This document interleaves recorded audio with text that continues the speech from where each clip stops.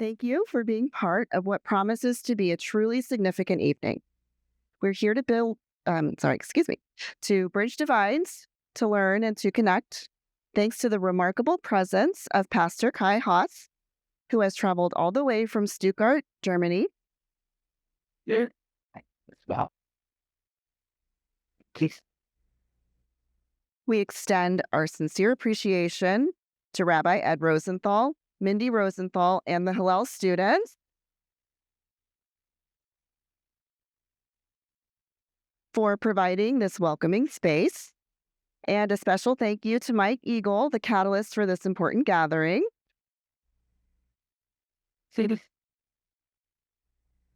So let me now give you some background on our speakers. Kai Höss is the grandson of Rudolf Höss, the infamous commandant of the Auschwitz concentration camp, responsible for the cold-blooded, industrialized murder of more than 1.2 million Jews and others. Despite his family's dark historical legacy, Kai has chosen a path of redemption and hope. Kai is actively involved in educating young generations on the Holocaust, racism, and all forms of racial hatred. He has been invited to speak at schools, synagogues, and communities worldwide, where he shares his powerful story of transformation and highlights the importance of confronting the darkness of the past to prevent it from repeating. Kai's involvement in the Warner Brothers acclaimed documentary, directed by award-winning filmmaker Daniela Volker, where he and his late father, Hans-Jürgen Höss, met Auschwitz survivor Anita Lasker-Wallfisch, and her daughter Maya, has provided him with a broader platform to take a stand against anti-Semitism, racism, and blind hatred that continue to plague our world. Kai pastors at Bible Church of Stuttgart, an international non-denominational church located near Stuttgart in southern Germany. The church serves the English-speaking community, made up of U.S. military personnel, international expats, and university students.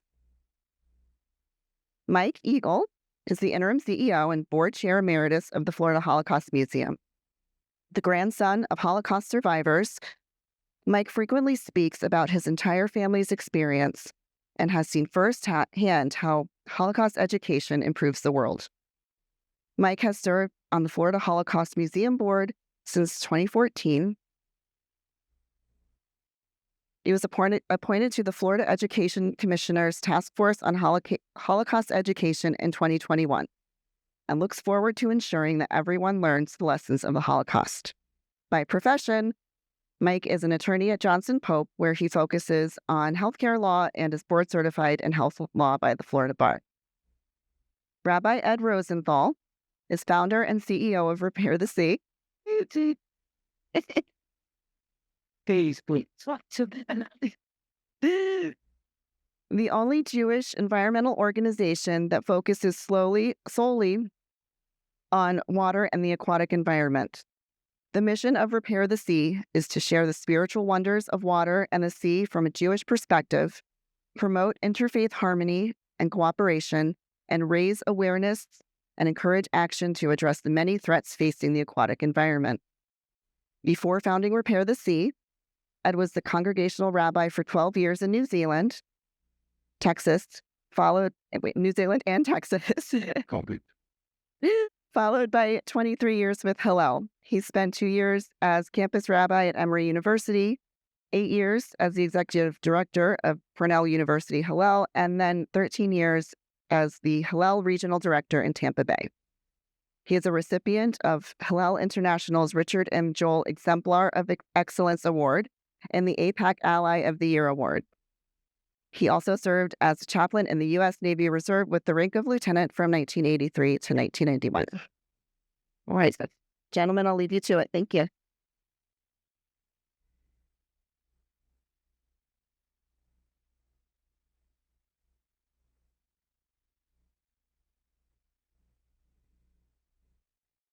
Well, thank you, Miranda.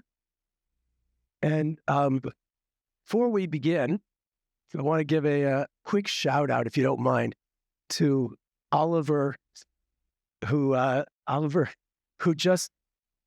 traveled here with his grandparents from Michigan to meet and hear Pastor Kai This is his 15th birthday present. So, Oliver Ankoviak, thank you. Welcome. This is Very good. So once again, thank you all for joining us. And it's really, Pastor Kai, Mike, it's an honor to be with you all this evening. And ladies and gentlemen, this is just going to sort of be a free-form conversation. I've got some questions that we'll just kick off. And after we've had the conversation, we'll open it up for questions from the audience. So I guess I'd like to start it off with a question for you, Pastor Kai.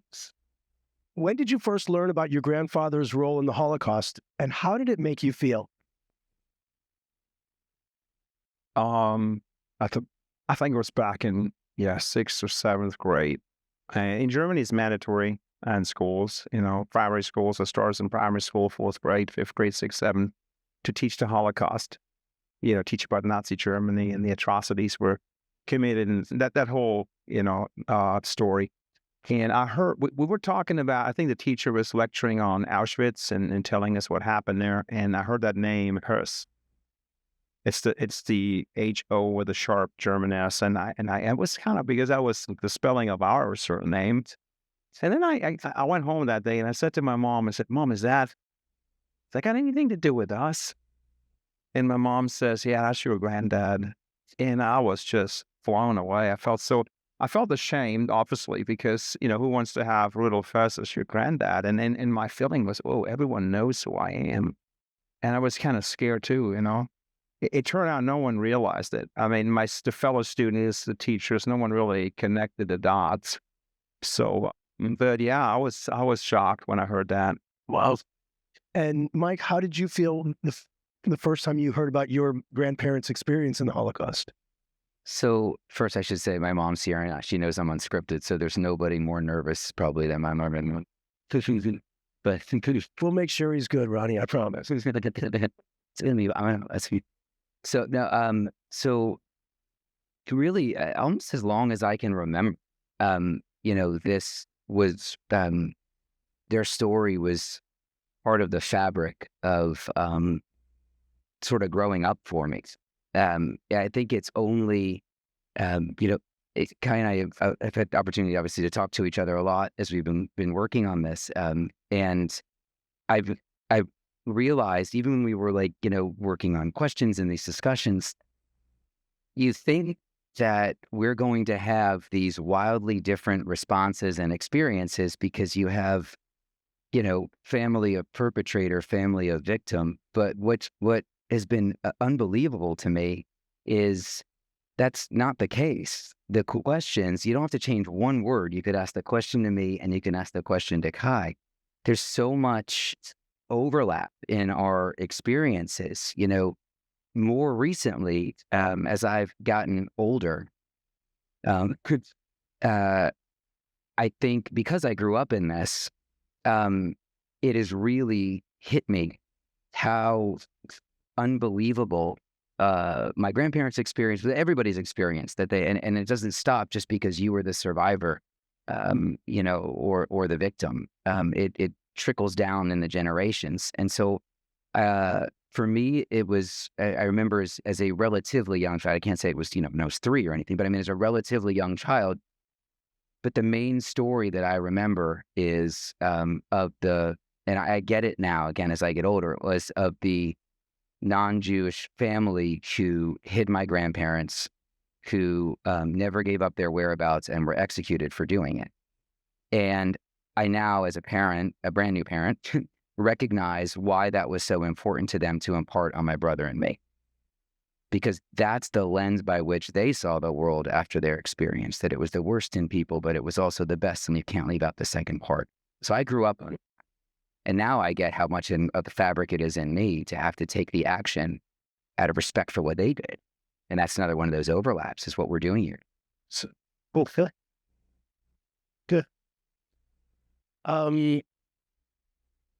Pastor Kai, do you feel any kind of sense of responsibility because of your grandfather's actions? And if so, how has that responsibility influenced your life?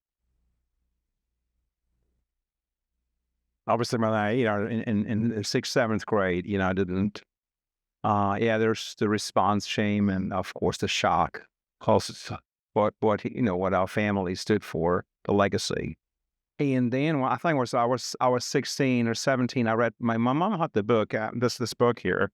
It's called The Commandant of Auschwitz, and those are like the memoirs of Rudolf Höss, the greatest mass murderer in human history. Waiting for his execution in Poland, he actually wrote it down, and then I read that book. My mom it was in German on my parents' bookshelf, and when I read it, it just broke my heart. That's when the reality. I mean, now I'm a teenager. I start to process things I understand, and I read this clinical report of how he facilitated this industrialized murder machine, Auschwitz, to just exterminate an entire race of people and many others. It just broke my heart. And then at that moment, I realized, and of course, what can you do as a 16-year-old boy, right? But I realized I wanted to give something back. I wanted to embrace those people that he hurt so much. I want to give him a hug. I didn't know what to do. I just felt so bad. And, I just felt, wow, this is incredible. I mean, you read this, it breaks your heart. And so that was the seed, that really started me going in that direction. What can I do? But obviously 16, 17, you don't have that much scope. And then my life happened. My career happened. I finished school. I did my studies, and I just went on, and not for God, but the opportunity never rose until, later on in Singapore. And that's, it's another story. Sure. Which we will definitely get. Yeah, right. Just to follow up on that, though, and Mike, I'm going to ask you the same question. When you were 16, your mother gave you the book, showed you the book that was on the bookshelf. And having watched the documentary, if you haven't seen the documentary, The Commandant's Shadow, you must watch it. It's a fuller explanation of Kai's whole story. And were your parents in denial? Because she took a book off the shelf and gave it to you and said, "This is your grandfather." We never denied it, but there was shame. There's a lot of shame, and so he didn't really talk about it. My dad kept saying stuff like, it's water under the bridge. It happened. It was bad, but what can we do? And that was it. Interesting. But that book, reading, it wasn't just water under the that's not water under the bridge. Yeah. We're talking about transgenerational trauma of all those people who were hurt, more than 1 million and 6 million overall. And he was one of the main agents of that, carried it out. And I just, I couldn't take that approach. My conscience didn't allow me to do it. And Mike, similar to the previous question, do you ever feel a sense of responsibility for your grandparents' suffering? And if so, how did that influence your life? So, yes, it's complicated, right? Isn't it? Like it's not just for me. It's not just my grandparents' suffering and the rest of my family. My grandmother was one of 7 siblings. She's the only one. She had one brother who survived. So it's the whole family. But last week I was in Israel, and one of the things I did was at Yad Vashem, which is sort of the foremost Holocaust museum really on earth. There's a section there called The Righteous Among the Nations, which is for the non-Jews who risked or gave their lives to help Jewish people. And the people I mentioned who saved them are they're listed in The Righteous Among the Nations. And I was there for meetings on Holocaust education, Holocaust memory, and what we can do internationally to continue it. But I made sure to ask them to give me some time there so I could visit with them, because that's the closest they have to a grave. And I really feel like if I had a pie chart as I continue in this sort of space, my compulsion comes the most from them. I know that might sound odd because they're not my family. I'll never meet them. I've seen one picture of them. I feel like I talk to them all the time. I don't, but what they did, you mentioned like the 16-year-old, and I don't know if you feel this, but like that 16-year-old that I totally understand. Yeah. There's still a big part of me that's that 16-year-old that's saying, what can I do? And so it's this, it's you wake up every day and you think about this. It's not a bad kind of gravity. It's hard to verbalize. We'll try. But, for me, I wake up every day and after, a little prayer to be thankful that I've got another day in front of me, I say, you're a miracle and, make yourself worthy of that today. Do at least one thing. And it's because of them, So that is the biggest part of my fuel, but I'm still that 16-year-old that you're talking about that can't absorb the gravity of what was done before him by perpetrators, what my grandparents did in order to survive. That will continue to blow my mind. And what the guerrillas did, the people that saved. And it just drives it drives that 16-year-old to say, I'll probably never be able to answer what I can do, so I'll just keep doing this as much as I can. Did the guerrillas have any children?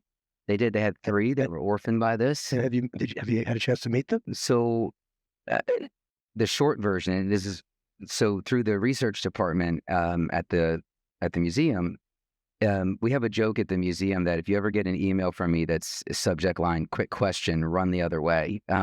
Because during COVID, I sent an email to our director of research. We have a pretty substantial library at the museum as well. And I had asked her if we had a particular book in the library because my great uncle, who was also there, was in a footnote of some PhD thesis that was way too academic for me to read, but I did see the footnote. So our director of research, Ursula Shapinska, said, yes, we have the book, but it was COVID. So she's like, I'll put it aside for you. And I still haven't seen it now that I think about it. But she said, let me take a look at the resistance group that your grandparents were part of and let me see what I can, dig up for you. And so a couple of weeks later, she sends me this follow-up email, which says, hey, I'm still researching, but in the meantime, take a look at this. There's a school in the rural area of Poland that your family's from that is doing a version of what we do, but they're telling the stories through the people from that area who, did these wonderful things. Unfortunately, there aren't many stories as there weren't enough people doing wonderful things. But I clicked on the link, I hit the Google Translate, and it was the guerrillas. And I really, literally almost fell over. And through that, Ursula, without telling me, it was so sweet, reached out to the teacher who's running that program. And one thing led to another, and my aunt and uncle are here as well. And our family Skyped. Turns out the son, the youngest child, was still alive. And we Skyped with the son during COVID, and the son and his daughter. And we captured his testimony because he was there when his parents were arrested. He was about 6 years old, if I recall. I think he was 6. He was 10. Thank you. Ursula's here. He was 10. Yeah. And so we captured his testimony because that's obviously so important. It's to the core of what we do. And Ursula, I don't want to get it wrong, so you'll tell me. Very shortly thereafter, he passed away. All right. And it's crazy to think that had happened the way that it did. And we had that moment. And toward the end of that meeting, I was all in Polish, but I was asked, is there anything you want to say? And what do you say? And so I just said, people will know about your parents. I'll do everything I can so people will know about your parents. Yeah, so that was the meeting. Obviously, I've got. Beautiful. Thank you. Yeah.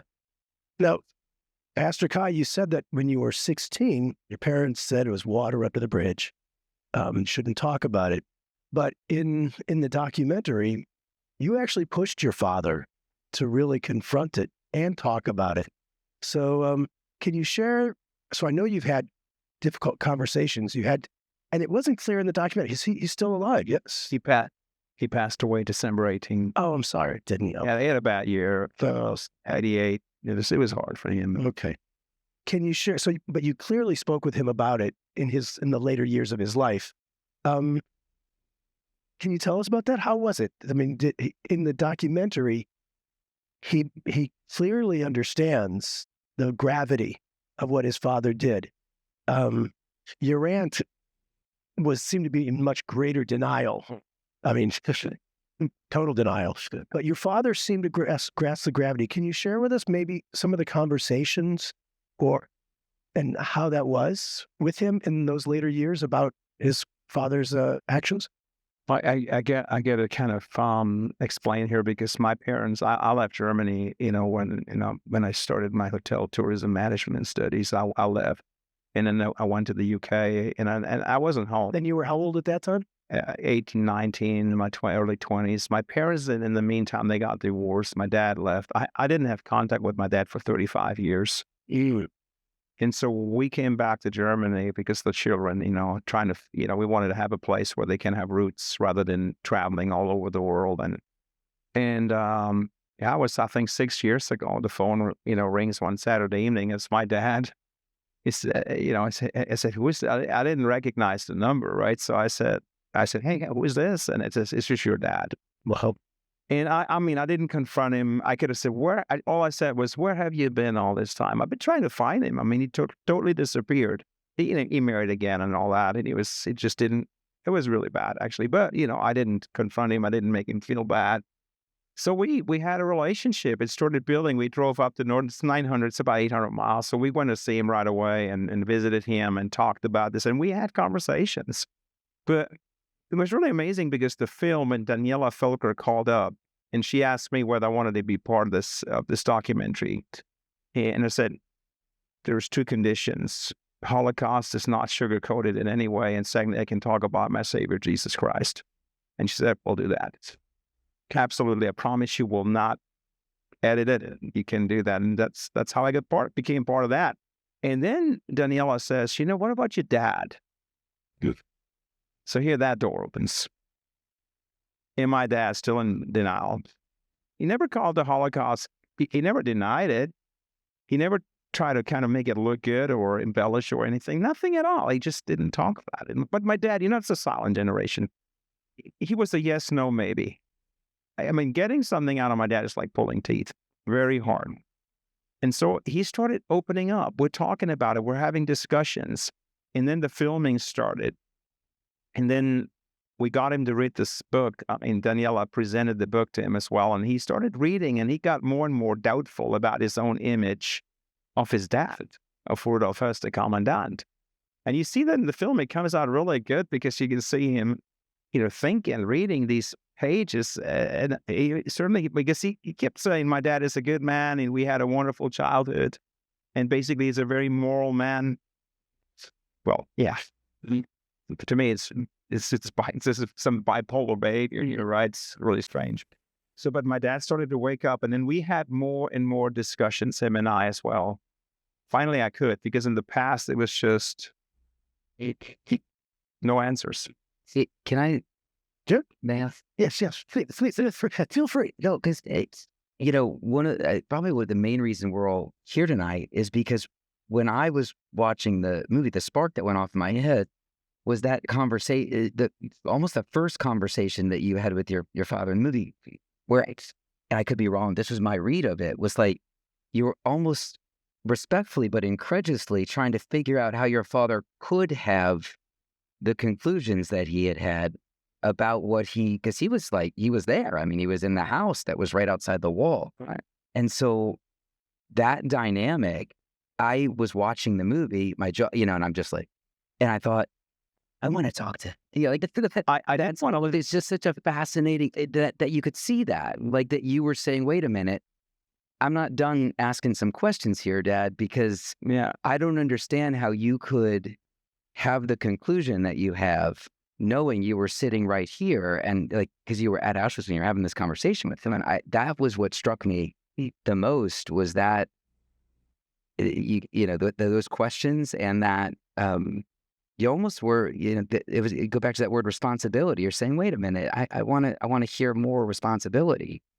This the part where he says, like, he didn't see any smoke, he didn't smell. Yeah, right. And later on, Rudolf Höss, in his memoirs, he actually says there were complaints, outside of the camp and in the towns, all the smoke, pollution that was going on, and And so I kept pushing him. I just didn't want to let it slap. But I also had to be careful because my dad's he was kind of a person. If you push him too hard, he just he shuts down. He won't talk anymore. So I was very careful, And the question that I had at that point in the documentary was, your dad was 7 years old when they were living outside the walls of Auschwitz. Right. And every 7-year-old has an idyllic view of their, yes, that's a gross generalization, I realize. But he did have an idyllic life and didn't see everything. So on the one hand, as a child, through a child's eyes, I could see his thoughts that it was an idyllic life. The question was, as he grew and matured and learned the truth, did he transcend his childlike image of what life was like with his father, while his father was responsible for the murder of over 1 million people? I feel like, in Germany, it's mandatory. So the Holocaust education is happening, the news, it's in the media every year. So he had plenty of opportunity to acknowledge, to talk about it, but he decided not to really address the issue, not with us as children and not later on in life. It was really that filming process, him saying yes to that, and maybe his age, he had, mellowed in, and me talking to him and not forcing him, but I said, Dad, you got to do this. You really have to. This is important for future generations that you do this. Well, what's interesting with that too is, especially because we're at Eckerd, I want to get it right again, Kara. FT209, is that right? That's the room. And so Professor Wiesel, taught here for 24 years in FT209, which I learned yesterday. That's the room. And the sort of this dynamic of like, well, you're a child, you're young, and like, my aunt and uncle were both survivors. She was an infant. He was a little boy. Like you think about how, and even as a grandchild, your thoughts evolve on these things if you let them. And he seemed like he didn't let them. And, but Professor Wiesel said, he talked about the children and grandchildren of the perpetrators of Nazis. And he said, I do not believe in the concept of collective guilt. You're not responsible for what your parents or grandparents did. But once you know what they did, you are responsible for what you do with that knowledge. And you have to take so much. To me, that's like one of the biggest takeaways of this conversation is that idea. Right. I wasn't there. Right. You weren't there. Right. But look what we're doing with the knowledge that we have of what was done there. And the gravity hits you if you let it as you get up. Because like I grew up, this was my normal. These people did this amazing thing. Right. I thought it was amazing, but I didn't. And then if you let it in, you just go, whoa, I got to do something about this. Yeah. Right. Something very interesting. And again, it's kind of biblical, Old Testament, Jewish side of the book, right?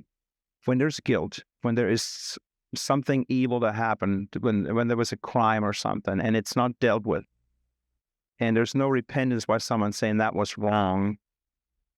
Like I said, King David, Psalm 51, he breaks down and he cries before God, I've sinned against you, my God. And if that is not happening in the heart, at the level of the heart, and it didn't happen, you can just say, oh yeah, it was bad. But if you don't really repent and your children don't see that, and your family, and maybe it's even embellished or even behind closed door called as something that was okay, and that happens today. Where some lovely granddad tells his grandchild, you know what, it wasn't all that bad. He was a good guy. He gave his word. He made us great again. He did this and that. So you kind of give this a positive spin, and it happens, and it affects people. So it goes down generations. That's where that generational curse happens. This is not God standing there with the magic doing the Harry Potter, on people. This is people actually denying something, and that sinful thing that happened, it just perpetuates itself in the hearts of people, and that's why we had this in our family. Just look at the family. There's suicides, there is alcoholism, there's all these heavy, terrible things that happen to people, and there were a lot of people in our family that say, well, it wasn't all that bad. And of course, the political environment changed, the country changed. So they had to kind of go with the flow. You want to, keep yourself, to a certain, that's what everyone wants to hear. But behind the scenes, when no one's listening, you still hear that kind of rhetoric. And so that's the curse. And my dad was keeping quiet because he was ashamed, because he felt guilt. He should have dealt with it even when we were kids. It should have been talked about in our family. Hey, this is my granddad. This is so terrible what my family did. And we should have looked at pictures and talked about it, and we should have been in tears. basically. And that's what happened to me. And I read that book. I was sobbing, and many, you can read that book. That's what happens to you, right? And we didn't do that. So that wasn't that curse, curse wasn't really broken. It just kept on. I think that's one of the things that I'm sure everybody here would agree is so fascinating about your story is, for me, it's like, his grandparents, they survived. He's honoring that and his people. That's like easier to at least intellectually understand why I'm sitting here and why I'm passionate about this. That's what I think is so sort of mind-blowing about your story is because most would probably have run the other way. Like you're saying, most of your family kind of your father kind of ran the other way. And you said, no, I'm going to run towards this and I'm going to take this by the throat and I'm going to do something about this. And, you mentioned like the guilt that you're racked with. It's another one of those overlaps where if you think of these questions, that's a Kai question because of his grandfather, right? Like you must feel guilt for the horrible things that he did. Imagine knowing that you wouldn't be alive but for these farmers who were executed for hiding your grandparents. You're alive. Their child, who you meet right before he dies, is orphaned. And I wrestling with that fairly recently over the last, 5 years ago, 4 or 5 years ago when we did this. That's a lot. And I had never felt that way before. But I came to realize that, sure, there's guilt in the pie chart, but more than anything, that's, you think, well, why do these people do this? Same thing. Another one of the overlaps. Why do you do it? I'm convinced. I don't think they did it because they thought we'd be sitting on a stage 80 years from now and there's going to be a grandchild who's going to... They were doing the right thing in that moment by their fellow human. That was the right thing to do, no matter the circumstance, which is another one of those massive lessons, I think, of all of us that matters today.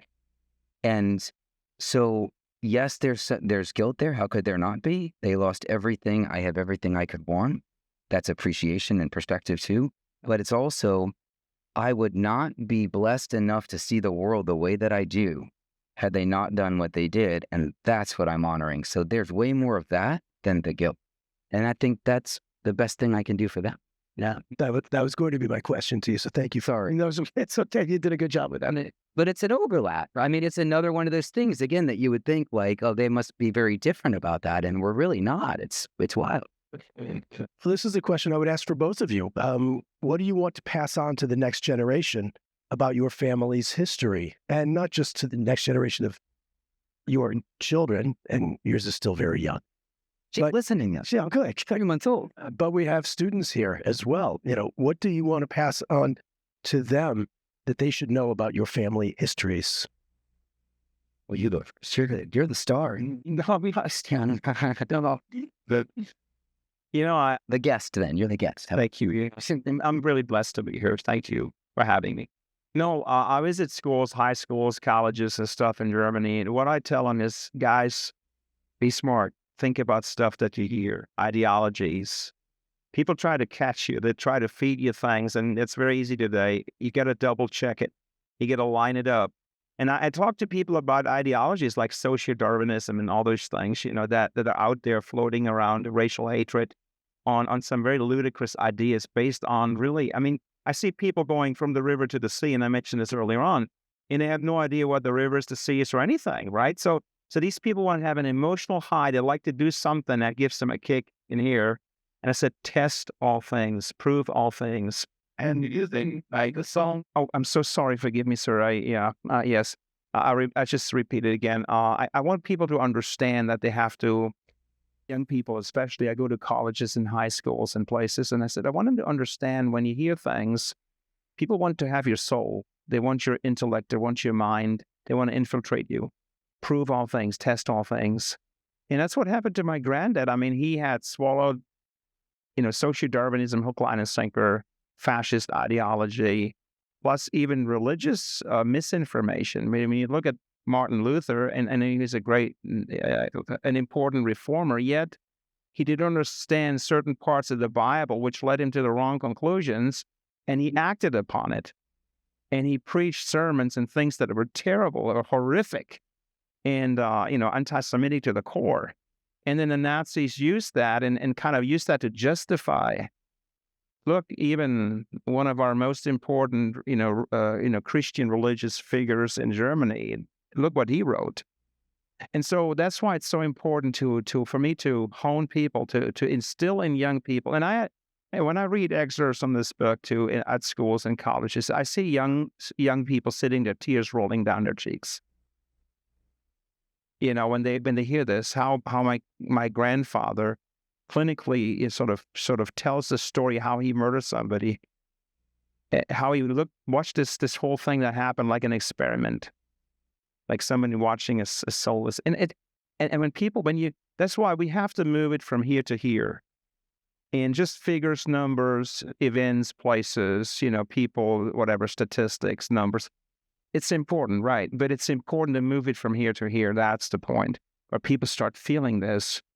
And that's what we're trying to do in Germany and around the world whenever I have an opportunity to put this out there. And to answer another question early on, my change, the real change in my heart is, as being a pastor and understanding both sides of the book, the Jewish side of the book, which we obviously believe in the New Testament.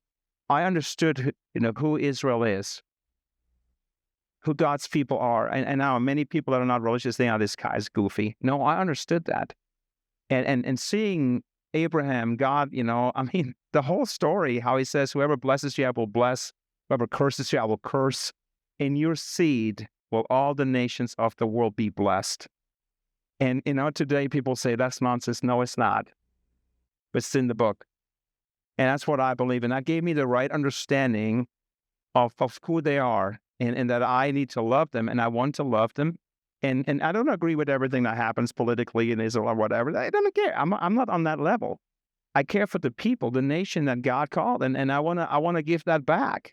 And I see my grandfather who did so many terrible things, and it just propels me forward to say, hey, what can I do? I had an amazing experience. I was in Londres in France years ago.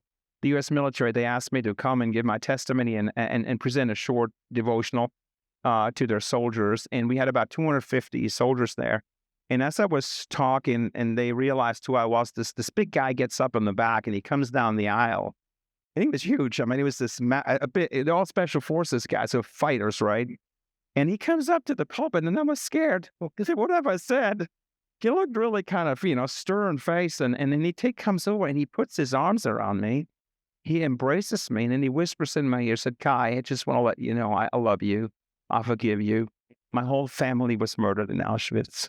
Oh, and I heard that. It was when he just embraced me, and I've met it. See, that's my blessing, how God is blessing me by I'm meeting people like, and that's just neat. And then it kind of gives me also the encouragement to say, hey, I want to put this message out, that there is another way. There is reconciliation. Anita Lasker-Wallfisch, remember she said at the end, she said it was beautiful. And she has the number on her arm, and I saw that it just ripped my heart apart to see that lady and how gracious she was, toward me and my dad, and invited us to her home after all the pain that she had suffered. That is incredible, guys, and I somehow want to, do my part, whatever. Everybody would agree you're doing it and then some. You should know that. Yeah. Mike, what would you want to pass on to the next generation from here? Yeah. No, I think this it sounds a little bit trite or like a bumper sticker, but it's the idea, like, you got to do something. You combine, like you said, the head to the heart, for going from the head to the heart. These aren't statistics, and they are, but I mean, it's more than numbers. These are people, and you got, two people up here who are trying every day just to scratch the surface of what happened and what was done before them, that they weren't there. We have nothing to do with it in some, physically. But one thing we both clearly learned as I listened, and we talk, is you've got to do something. It's like, how can you know these things happened, whether it was your family or not? I think it's obviously more visceral when it's your family, but it doesn't take that as an entry fee in order for you to know these unbelievably horrible and unbelievably wonderful things happened. And it's an obligation, but the good kind for us. How can we just, figuratively, we're all allowed to sit in our chairs, don't get me wrong, but how could we just sit every day knowing that there are and were people in the world capable of the worst, but more importantly, capable of the greatest? And I say that the guerrillas were ordinary only on paper because they were farmers. So they're like ordinary people, but they were extraordinary at the same time. And yeah, that's we've all got that. I mean, they were doing the right thing that day in the worst environment in humanity. So how can I just sit here? I think that's, when I was at Yad Vashem, I left one rock on the wall where the guerrillas' names are for my entire family, and I left a little smaller one for my brand new daughter. So I could use that to show her the picture when she's old enough to say, this was yours, and here's what they did. And, it's your turn. They did something special. And the torch is in all of us. Now you go show everybody what you're going to do. I think that's it. Okay. So how do you hope this conversation changes not just those who are listening, but yourselves? Well, we're staying friends. I mean, there's no doubt about that. We're not done here, but this whole, and again, really, this isn't like my grandparents would say, people need to know our story did not end when we survived. There's resilience, there's perseverance. They came here. The museum, our family donated. The museum has the receipt from Ellis Island. When they came, they had $14 in their pocket. They rebuilt their lives. My dad and my aunt grew up on a chicken farm in rural New Jersey. So, but my grandmother didn't talk about it a lot either until the last year of her life. But my grandfather talks about it a lot. He went to schools, and she stood next to him all the time. That was how it was her way. And, I think we're kind of just carrying on this legacy and this experience, building this from this idea. I think one example that I mentioned of, I'm writing, these questions, and I'm thinking, okay, I want to make sure that these are written high, like that these are high questions, and then kind of make sure there's some for me so people have, two sides here. And then I kind of finished and I thought, I don't have to tweak anything between us. The questions are just applicable. That shocked me. And I don't think I'm ever going to forget just how much, I didn't think we tussle far from it, but it's been shocking for me just how much we overlap in the way we see the world. We come from, again, these opposite ends of the spectrum, but we have this same mindset and approach. I think that's my biggest takeaway. Please take away. Sorry, we have to use the button. Right. What do you take away from it, Kai? I just, I want to just impact people, and I want to be impacted more. I don't want this to ever, become more shallow or to fall into this, going through the motions with this thing. I want this to stay hot in my heart and pass it on, because we know the Holocaust survivors and becoming less and less. There's not many. And the world is changing right now. This whole that dynamic, you feel it right in Germany and the U.S. Just seeing the news campuses and all that. There's all different kinds of directions it's coming from, and we need to stand. I mean, and the thing for me, what I want to do. I mean, obviously, when it gets aggressive, we have to stand. But I'd like to have discourse, talk with people, have discussions, and try and be gracious, like you're, being gracious about it, and people who don't have the information, provide that information. I mean, that one vocational college in Germany, the headmaster, he panicked because someone had, the toilet doors in the school, someone had scratched swastikas into the doors, right? And they didn't know who it was. They called the police. Obviously, they checked it out. There was no evidence. They couldn't find the person. And so they laid on this program and trying to, find a way to educate, teach students. And so I went there and they saw the film, and then we had this kind of a Q&A, and I had a presentation on different ideologies, religious fanaticism, and all these things. And there's all kinds of stuff, internet. I touched on many different educational points for them. And I could see, those young people, these young people having really tears, wet eyes. And I felt so thankful that I said, this is amazing. These people are touched here. Because that's when things start to code. That's where the coding takes place. If it's up here, it's okay. But once you've had an emotion, right, and it burns it in, and then you want to do something, it becomes action. And that's what we're hoping. That's what I hope to have more opportunity to do that in the future and get better at it too. And I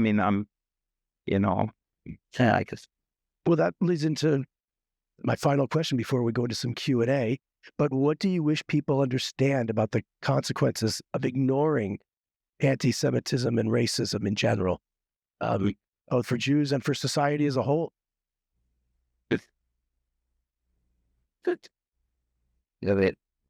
That I would start by saying, you hear a lot that silence is not acceptable and is not an option, and certainly that's 100% true.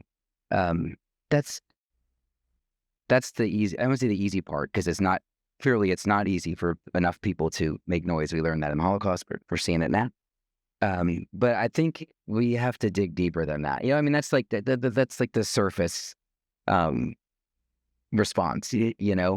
But we're now in a world where we're having this conversation a lot last week in our meetings in Israel, where there's a concept called, for example, Holocaust inversion, which was something that you wouldn't even, unless you were really in the weeds of this stuff, be contemplating even a few years ago, which is the idea now that the Holocaust gets flipped on its ear and it's used against Jewish people, as if the Holocaust was the instruction manual that the Jews have now followed in order to know how to perpetrate genocide. There's a lot wrong with that. It means you don't know what the word genocide, how it's defined. There is a legal definition for it. There's a lot of problems with it. But the idea that the worst, in humanity would then be twisted into this place where the victims become the perpetrators, that's the environment that we're functioning in right now in this world. That's not an exaggeration either. That's a real thing. It's a significant problem. It's what's fueling a lot of these problems on campuses. And so basically people hear these words, they hear them a lot. And if you don't know, which guy said, learn, test it. If you don't know and you keep hearing this word, you just say, okay, well, I know who the bad guy is. Period. Boom. Done. Okay, I'm going to move on. Now I go act on that. That's not that's what's happening. So we used to say education, education, education. We still do, but you've got to couple that with education from reliable sources, real information. And then you've got to do something with it. It's so easy to become the most intellectual person in the room, but if you're not doing anything with it, you're not accomplishing anything. So I think you look back again 80 years and more than that now, and you think, this is part of my children. What would my grandparents be saying? They still have survivors. I turn to them, I look at them, and I think, I can't stop, because they need to know that we're here. And when they're not, we're going to honor everything they went through by pressing back. And that's a lot of responsibility for us. But I can tell you, and Kai can tell you, that it is the most fulfilling thing on earth to be able to do, is to press back about something wrong. It's the right thing to, yeah. Fad, what would you like people to understand about the consequences of ignoring anti-Semitism or racism in general? How it will happen again. And that's the danger. And I think we're seeing this, and it's always been with us for thousands of years. 6, 7, 10,000 years of recorded history. We've seen man is capable of doing terrible things, and man is actually a duplicity. As you just said, we can do amazing things, but we can also do terrible things, and it has to do with the conditioning that one receives as a child. And I think that's why it's so important. It can happen again. I think we're being lined up right now. When you see racism, anti-Semitism is on the rise. I keep saying they're blaming Israel for everything. I mean, the Jewish people for everything. They say, I said that to you early on. They say they control the world, they run everything. Well, I said, if they run everything and control everything, how come they're persecuted all the time? I mean, it's completely ridiculous, right? But again, people don't think their narrative is wrong, and they just accept that fact, and then they hold on to it. Like my dad, he kind of held on to it, and my aunt, in Washington, held on to it. I had an aunt in the island of Tenerife, Aunt Marcus Lisa. She was an operative for the Nazis in Morocco and the Middle East, and to the very end, absolutely in total support. Yeah, I don't guess. Something about so anybody that would find you at a minimum anything other than sort of inspiring and they wouldn't have eyes or ears if they don't find you inspiring and so passionate about this. And I'm wondering, do you think that people ask questions and I'm sure you get it, like, well, what would your grandfather say if he but I want to ask that a little bit different, because the answer is easy for me. It's a simpler question. But do you think that you're changing so many minds and lives because of your story and what you're doing now? Do you think your grandfather would be proud of you? I mean, obviously, it's a difficult question to ask because he was back then. His mind had been conditioned, right? I know that's complex. His conscience was seared. I mean, but I mean, of course, what I would do if I had him here, I would talk to him. I would try and tell him, looking back, what I know now. I don't know where his heart was. I can't say that, but. Probably not, because I think the indoctrination that they received was so deep. It was such deep programming. And then if you add all the puzzles of his life, the hardening of his heart as a teen, having a major fallout with his parents. That's why it's so important that we love our kids, that we have, this, you can see how and I made mistakes with my oldest daughters. And today we have a lot of discussions where I'm trying to repair things that being rigid, telling a child, you get to sit there and finish your food because you put it on your plate. And until that plate's empty, you're not going to get up from that table. And back then I would think that's absolutely right for me to do that, but it's not. Today I'm sitting with my 30-year-old daughter, Rachel, and we're having a discussion. I said, Daddy, do you remember that? And I said, honey, I'm so sorry. Forgive me. I messed up. And that's the kind of process, that we need to kickstart, getting back into it on both sides, Well, if he wouldn't have been, he should have been very proud of. Yes, you're right. Thank you, Mike. Wow. Miranda, can we take some questions? I would love to take some questions. So here where it comes in. Yes, to Mike and Pastor Kai, for those of us here this evening, what are one or two things that we can take away from a practical perspective to make sure that we make a difference every day in fighting anti-Semitism around us and in our country?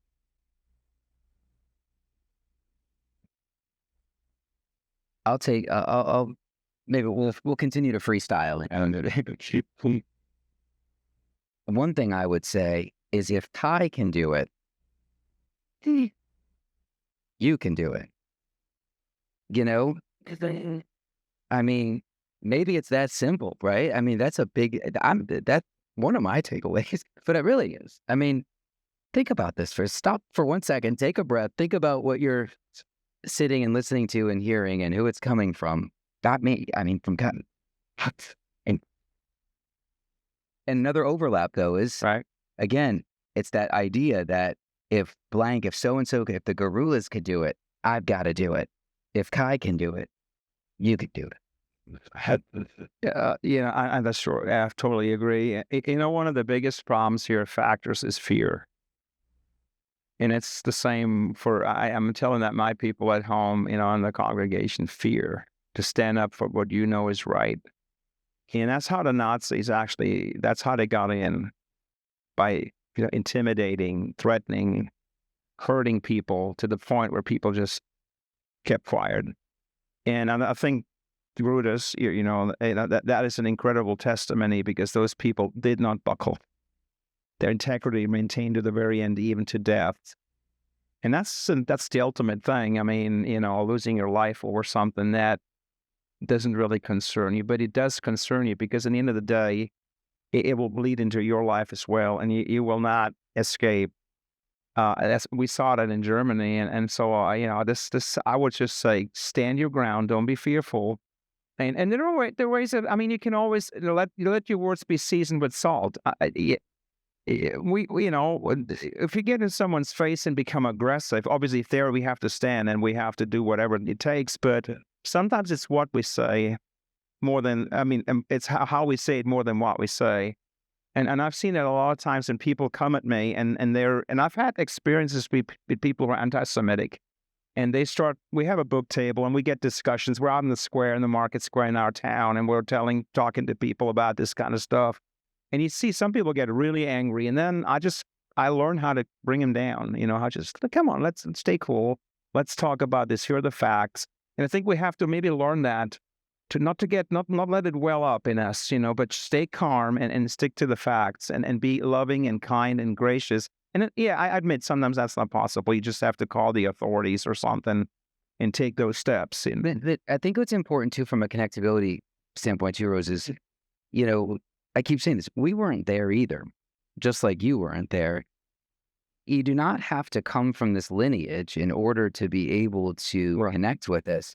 I often tell, I used to say students, people of all ages, that if you don't practice on, I don't have some big sweeping thing I have to do every day. I'm a corporate lawyer. I have the most boring job on earth.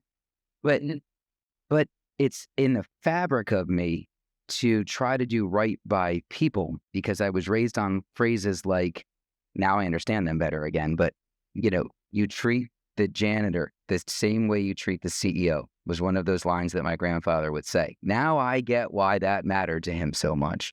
So I tell people, if you're not practicing on the small and the medium ones every day, you're sure as hell not going to be ready for the big one when you have to deal with it. So this is something that you just have to be doing on a daily basis, and it's a way to see the day. I run my business on this kind of mindset by treating people. Trust me, I'm a lawyer. I do not always want to treat people the right way, but you do, and it works. I think that's important. It's not just us. Like, anybody can embody. Yeah, to answer your questions, I think it's a very good question. There's a mix of things. There is there's a group of people who kind of try and persuade Germans to believe that everything is going down, but which is not.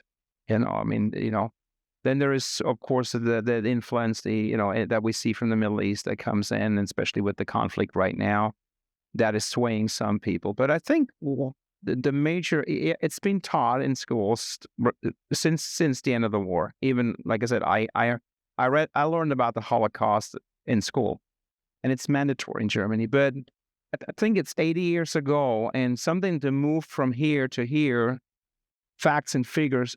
It is important to teach the facts and the figures, but how can we? There has to be this energy, that this emotional energy. There has to be a broken heart behind it. If you just facilitate a lesson, it's not going to happen. It's just figures, numbers, facts, whatever, statistics. So I think teachers too, before they teach the Holocaust and teach about fascist Germany, they need to be gripped in their heart. Fascinating, but they ended up hiding in the forest, and as part of the Polish resistance, and they were shepherded from, sort of barn to barn where they were hiding, and non-Jews were hiding them. And the guerrillas were the ones that we grew up hearing about, but through this journey more recently, when we were, I think it was when we were talking to the guerrilla's son, if I recall, he mentioned somebody else that we had never heard of before. a gentleman called Roman Segolin, who was part of the group that was also hiding them. And he and his brother and his sister-in-law, his brother and his brother's wife, were hiding my family first, but they lived a little closer to the town center, so they moved them to the guerrillas. Roman and his brother they were young, mid-20s and ultimately 30, I think. Right? Yeah, thank you.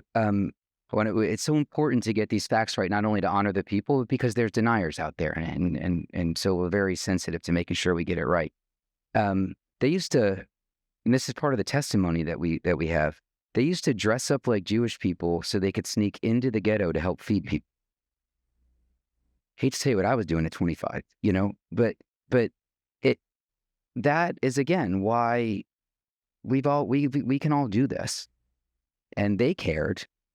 And so, we just learned about within the last few years. We learned about, and so, by the way, full circle, we are working diligently to have Roman Segolin added to the righteous among the nations because he's not in there yet. That's the type of thing. Even that is a gesture. Right? I could go on with my day and know about that intellectually. It happened a long time ago, but no, that's not right. What's right is it's another one of those acts. He deserves to be permanently remembered for what he did. He didn't give them up either. He was executed for it too. And I know the date that he was executed. I know the date that the guerrillas were executed. By the way, his brother reported that he was beaten so badly during that 6-week period that they were trying to make him give up where my grandparents were, that his own brother could not recognize him. I know the date he was executed. I know the date that the guerrillas were executed. Every year on that date, I make sure to text everyone in the family who is a child or grandchild of the people who were hidden there. And I say, try to do it every day, but at least do it today. Today's the day. And it's those kinds of things that I think, I hope if you just take a thumbnail with you and wake up tomorrow and think about that, we won. It's one person at a time. We win. They win when we do this. Look at a few more questions. I don't know if you ever saw the movie recently called Bonhoeffer, about the priest who was speaking out during Germany in the 1930s and was eventually executed. I wondered, do you ever ponder if you would live back then in a crazy society as it was, what would you do at that time? I think the question is, what would we do if we were in, right? If we had to look. I mean, it's easy to speak today in America or Israel. They're in a free society to do so. But when you're living in a society that's gone crazy, what do you do? What would you do? Yeah, well, again, I don't want to preach or anything, but if you understand, there's 1.8 probably billion people that identify with Christianity, right, around the world. And if they understood, if they had taken the time to read in Scripture, they understand, first of all, who Israel is, what they are, God's promises to them, and that goes right through the New Testament, right? And then they see that message of grace. You don't even have to go over to the New Testament. You can see God's grace in the Old Testament all the way through with His people, right? And people understood that in our Judeo-Christian Western societies, there'd be a very strong reluctance to hurt God's people because they would understand that, but they don't, right? Because they're not grounded, and so their hearts are seared, they're conditioned. And your question is, what would I do back if I had been born? Depends on. I mean, all I can say is, if I had been through what my grandfather went through, his conditioning, his family, I could have been the same thing. It could be exactly the same thing. But there were people back then who fought that. There were people who had the right understanding, and we're just talking about, the Rudolf family. They were headed to church when they did the right thing. They were going to church when right? They got arrested and brought back to the barn. Yeah, and they understood. And if you understand and you stand, you will not back down. And if that means your life, so be it. That's it. And I'll tell you, I honestly don't know. And I struggle with that a lot. Again, you can imagine, like we have this massive gesture is horrible and wonderful. I have no idea what I would do if I was in that situation. I want to believe I would do what they did. But if I really ask myself, I hope I have that in me, but I honestly don't know. And I think one of the main reasons I do this in every spare moment I have is because I'm like trying to answer that question and trying to convince myself I would in their honor. But I don't know. I probably will die not knowing the answer to the question. I hope I do, because nobody deserves to be in that place. But it's such a grand gesture. They're so strong and so much humanity in it. I hope, but I don't know. Hey, good time for just a couple more, Miranda. Yes, more. And we can probably stick around for chats afterwards. Go ahead. Well, this is a multi-faith audience, interfaith audience. So this is for the pastor and also for Mike. But what are the ways in which, and you've talked about it a little, but how do you see your faith as a vehicle for the work you do? And in what ways is your faith maybe an obstacle or a challenge for your work? Great question, Rabbi Danny. Well, let me share something about my faith. And I'm not preaching. I'm not trying to, convince anybody or, proselytize or anything like that. But I'm a Gentile saved by the Jewish Messiah. He died on the cross for my sins, the sins of the whole world. Here's the Son of God on the cross, and he could have snapped his finger, didn't have to, and annihilate the entire cosmos. He allowed the creatures he made to nail him to that cross. And he said, Father, forgive them, for they don't know what they're doing. And he's a Jew. Every single writer of the Bible is a Jew. That side of the book, the Jewish side of the book, our side of the book, it's all Jewish people, every single one of them. It's God's message of grace to us. Now, I know we can go to places in the Bible and say, well, look what God did. He told his people to annihilate a whole group of people in the Old Testament. We read that. If you understand it, because people don't read, they don't understand, they don't dig, they don't go into the actual weeds on this, and so they never come to the right conclusions. So they just have a surface view, and that's usually often leads to the wrong conclusions. So I'm my understanding, how my faith has changed my heart, is that I love people no matter who they are. He loves all people. We're all sinners. None of us can say we're good. I'm not good. When I preach to my people in church, I used to say, look, guys, there's 4 pointing back. I'm not talking down to anybody. I'm not the holy saint, but there is a way of grace. We love all people. We try to have a conversation. We try to talk. I said to you earlier on, when we need to say sorry. We need to learn to say sorry and ask for forgiveness. But we're not taught that. When you look at politics, you see how we call it in Germany the salami principle, right? They did something wrong, and then you have to slice that salami, slice by very thin slices. You get some more truth and more truth and more truth. No one says, sorry, I messed up. Everybody has this issue with that. I don't know why. What's wrong with that? What's wrong with saying I made a mistake? My wife, sorry, honey, I'm sorry, forgive me, I messed up. And that's human nature. That's part of our, and please don't misunderstand this, part of our sinful nature. Every human being has two sides. We can do absolutely wonderful things, but when we're catch me on the wrong foot, I can do something really bad too. So we all have this predisposition, and I like to appeal to the side, to the side of grace, and say, hey, come on, let's talk, let's reason, and do it in a gentle way, And I think that's how we ought to reach people, not head on, and I'm right, you're wrong. No, we need to come down and humble ourselves. And that's what my granddad didn't do. He wasn't a humble man. You see those pictures that you see? Look at the hubris. Look at the bravado. He's standing there, and they were going up. Everything seemed good. And pride comes before, comes before the fall. We all know that. So I think pride is one of the biggest things, the biggest obstacles for humanity, not being able to say sorry, not being able to say I made a mistake, not being able to say I'm a sinner. And that's where I come in, and trying to be clear that I'm a sinner, and I've received grace, unmerited favor, and I want to pass that on to all people, no matter what. And that doesn't mean I don't want to proselytize that, hey, you got to be a Christian. I'm right, you're wrong. No, it's a basic thing that God has worked into. The 10 Commandments given to Moses, they're in us. Every single person is born in the world with the 10 Commandments. Basically, it's subliminal on your heart. And you may not respond to them, but if someone takes something from you, he steals, you know that. If someone lies to you, you know that. If someone takes your wife or husband, you know that.